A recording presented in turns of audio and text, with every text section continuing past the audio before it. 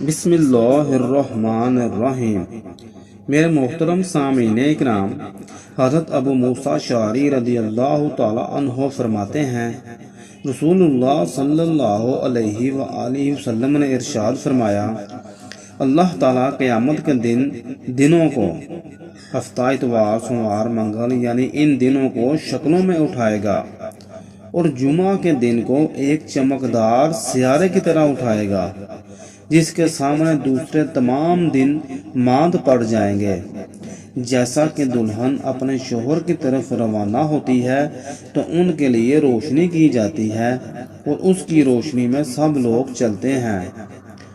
ان دنوں کے رنگ برف کی طرح سفید ہوں گے، ان کی خوشبو مشک کی طرح پھیلے گی، اور وہ کافور کے پہاڑوں میں چلیں گے، اور تمام جن و انس ان کی طرف دیکھیں گے، یہاں تک کہ جنت میں وہ داخل ہو جائیں گے۔ ان کے ساتھ اور کوئی شریک نہیں ہوگا سوائے ان لوگوں کے جو ثواب کی نیت سے اذانیں دیتے رہیں۔